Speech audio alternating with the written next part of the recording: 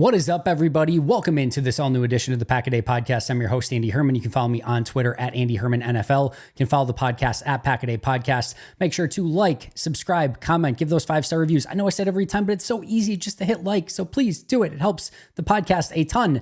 But I digress. Thank you so much for being here. It is day 14 of training camp. You may be used to me doing a quick hits episode at this point in time of the day and just kind of going over the three big things that happened at practice. Well, we have defensive grades that still need to be done. So those will be done for tomorrow, and we'll go over the best and worst performances from the defensive side of the ball from yesterday. And it kind of worked out well because it wasn't like this insane practice that had like a billion takeaways. So I actually thought it felt better to just kind of do one show today on day 14 of training camp, recapping everything that happened. So here we are. Here is your full breakdown of everything that happened at day 14 of Packers training camp. Let's start with the injury report, which I think was mostly good news. Dimitri Stanley, Tyron Hopper, Donovan Jennings, Jordan Morgan, and Deslin Alexander all returned from injury in some capacity. So they all at least did individual work, and it was great to see Donovan Jennings kind of really behind the eight ball with all the time that he has missed. These next 2 weeks for him are going to be massively important. It's going to be cut down time before you know it. And Jennings just had almost no opportunity to get out there and do team drills. So if he can get ready in time to play in this preseason game, that would be a huge development for him. And then, of course, any practice time he can get, the better. But Stanley, Hopper, Jennings, Morgan, Alexander all return to practice. Meanwhile, Tucker Kraft, Zach Tom, Tyler Davis did not play in the preseason game. Those were all expected to sort of be just precautionary, but all three of those players did practice on Tuesday.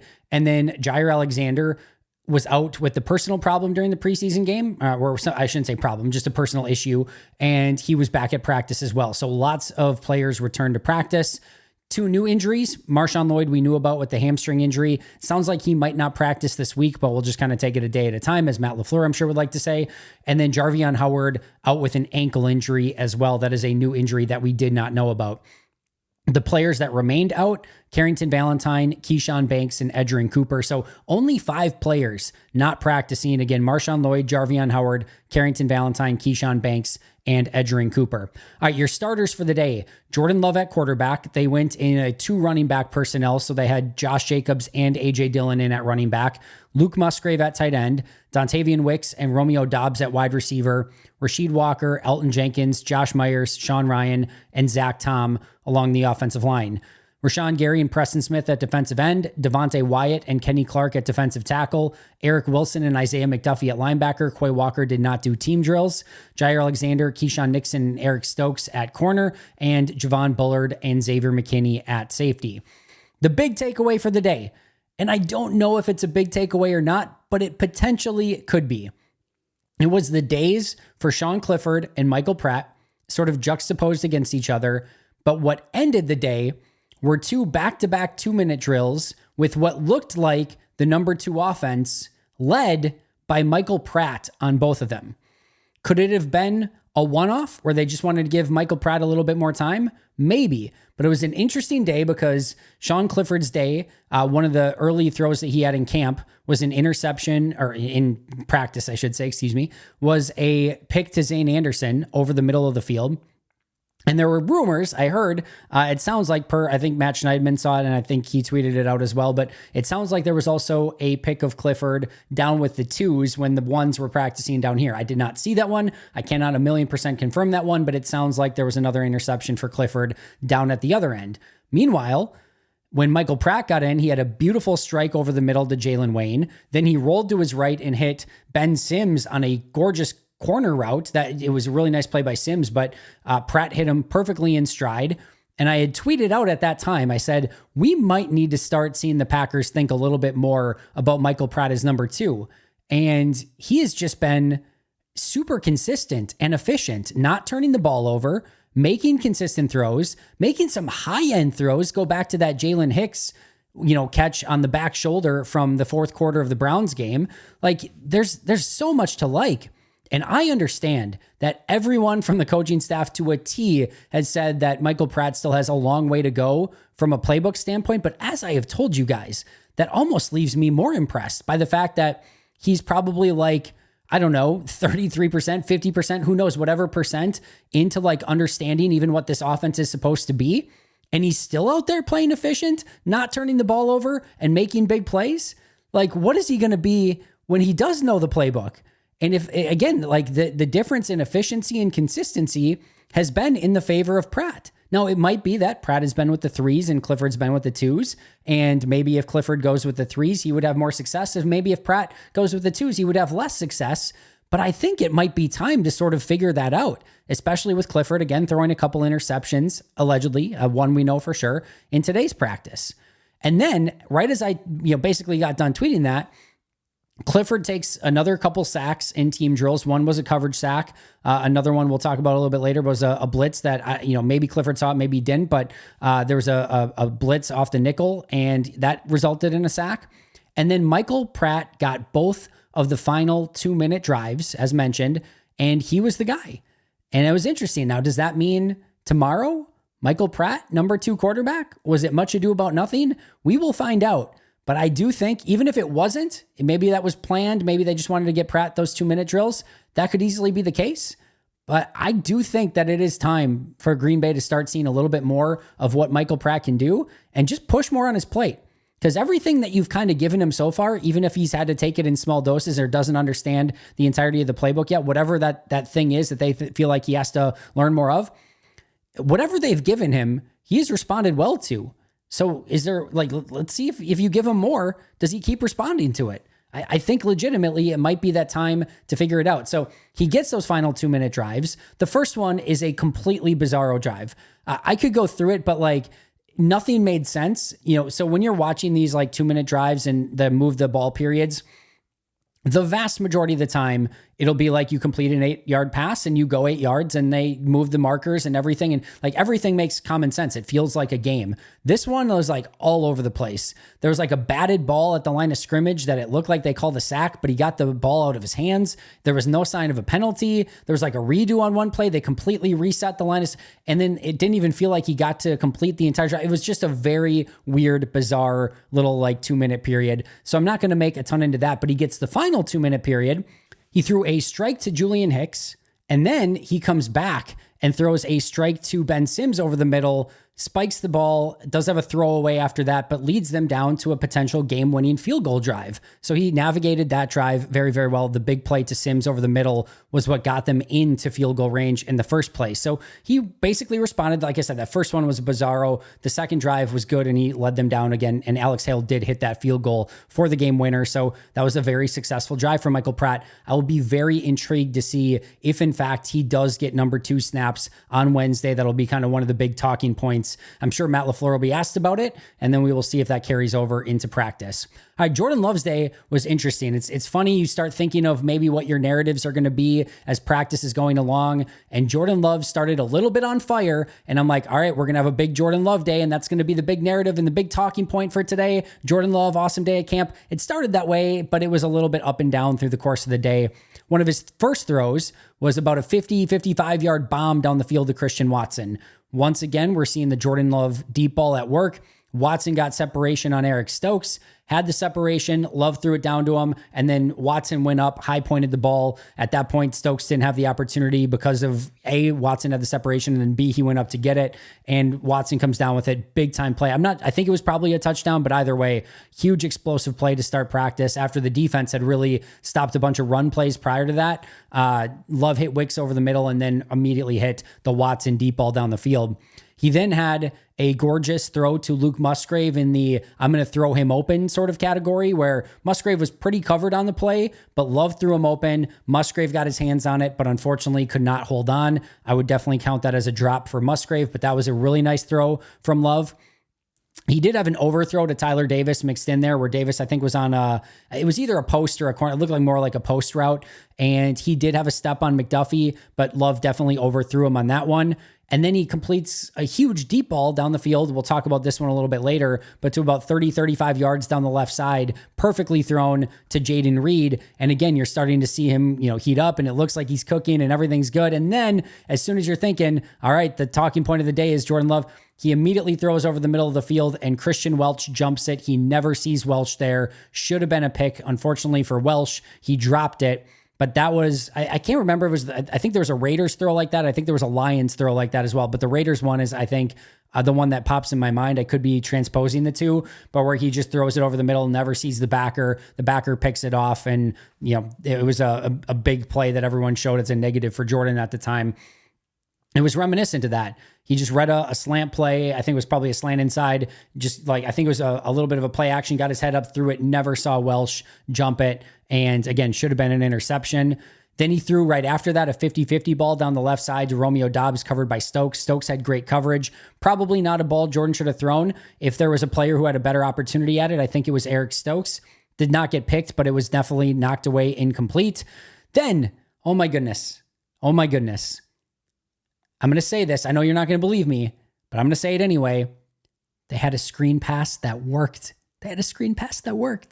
They threw a little tight end screen to Luke Musgrave, and I'm pretty sure it was Tucker Kraft who did some 11-on-11 work today. It could have been Sims, but I'm almost positive it was Kraft who takes out two defenders with a block down the field, and Musgrave has all this open space. I think it probably goes for like 10 to 12 yards, nothing explosive or anything like that, but oh my goodness, a screen pass that actually worked. They sold it well. Musgrave came open, beautiful execution by Tucker Kraft, and a first down on the play. So you'll take that one.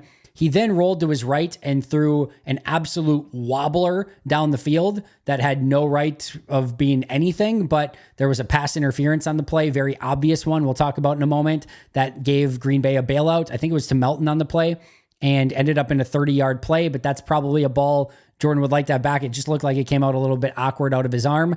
Then you had the first 2-minute drill. He hits Wicks complete down the field. This was like the 18-yard line with 22 seconds left. Gets a 16-yard play to Wicks, spikes the ball, comes back and throws a touchdown to Romeo Doubs, so they get a touchdown on that one. On the 40-second drive on the last 2-minute drill, he threw a pass to Dontavian Wicks where Wicks was open, threw it slightly behind him, or like not in stride at least, where Wicks had to slow down for it. And in doing so, Jair Alexander was able to close ground in like a moment's notice and bat away the pass. He then threw incomplete to Romeo Doubs. There was a false start, I believe, by Rasheed Walker. And then he had to throw one basically in just trying to convert something downfield. He threw a deep one to A.J. Dillon that was a little bit out of the outstretched arms. Dillon located a little bit late. There's nothing he was going to do about it anyway. It fell incomplete, and that was the end of that drive. So moral of the story here, some really good stuff. The deep ball to Watson, the Jaden Reed throw, the 22-second 2-minute drill where he immediately gets in the end zone with the touchdown to Romeo Doubs, and the throw over the middle of the field to Wicks. Like, there was some really, really good stuff, but there was also the wobbler pass and near interception, a 50-50 ball he probably shouldn't have thrown. So just kind of that up and down day from Jordan Love. Then there were a couple rookie mistakes that we kind of talked about, but I kind of left them a little bit vague. I'll talk about them a little bit more now, but by Evan Williams and Javon Bullard. And this is just such a great reminder that Williams and Bullard have been fan-freaking-tastic in practice and in preseason so far. They've both absolutely looked the part. They both look like starting caliber safeties, but there are going to be rookie mistakes.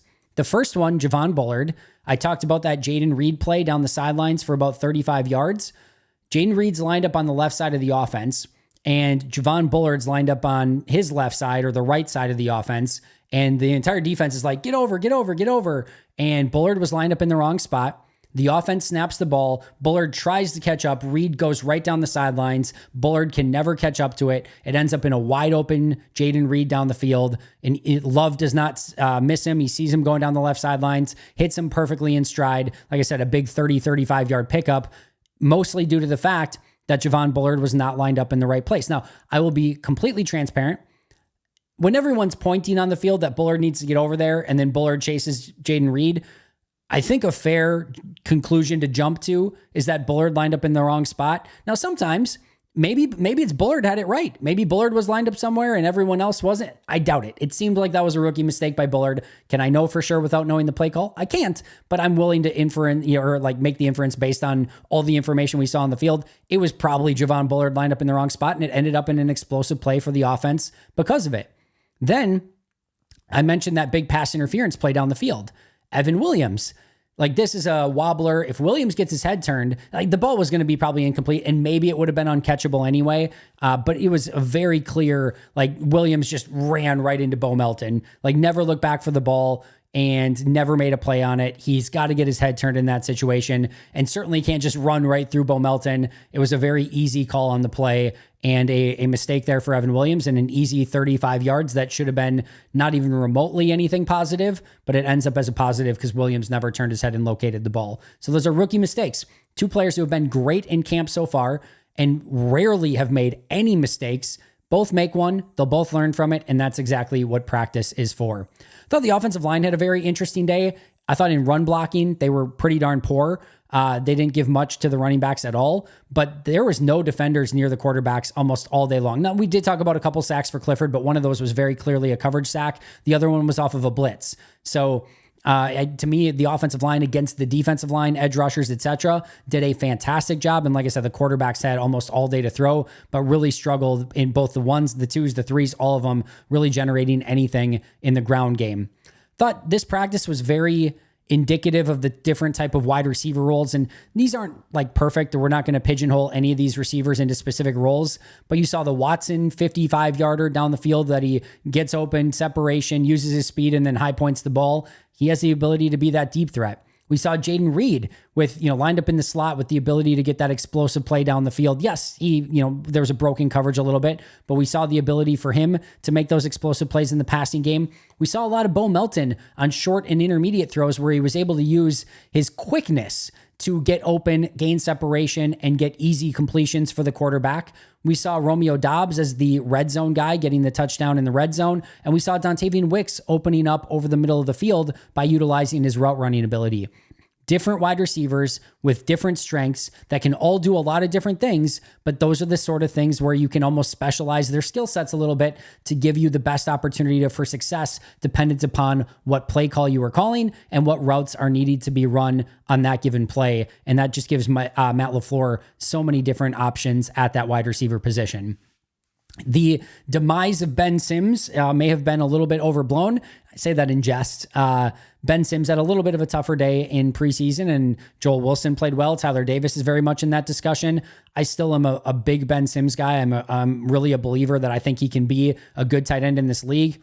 I mentioned earlier, he had that big corner route from Michael Pratt. He also had a beautiful seam pass from Sean Clifford. And then after catching it up the seam, making a nice hands catch, he made a little juke inside and got him some additional yardage after the catch. And then he had a big catch in that 2-minute drill with Michael Pratt as well. So really nice day for Ben Sims. That's exactly, I think, what he needed, just get a little bit momentum going. I think he's going to be, good from here on out. But that was, I think one of his best day of practice so far.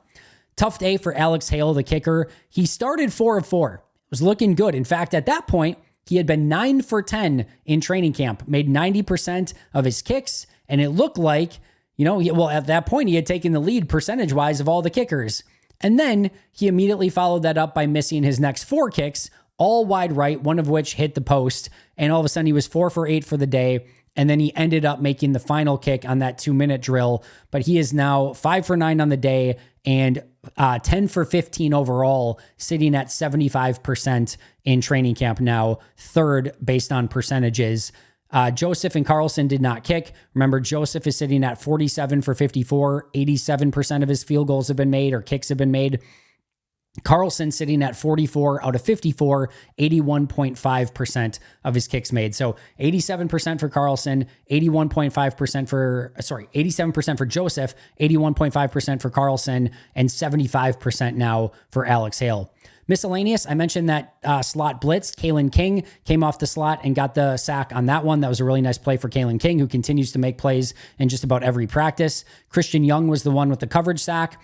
The Packers did apparently, per Aaron Wilson, sign linebacker Chris Russell. Makes sense going into joint practices this week. Tyron Hopper was not doing team drills. Edgerrin Cooper is still out injured. You had Quay Walker not doing team drills. That linebacker spot was very, very thin, and I don't think you probably want to go into joint practices and the preseason game without a little bit more depth there. They get linebacker Chris Russell. As of recording this, there has not been a corresponding move that I have seen quite yet, but I do wonder if Alex Hale might be the transaction there after the tough day that he had at camp.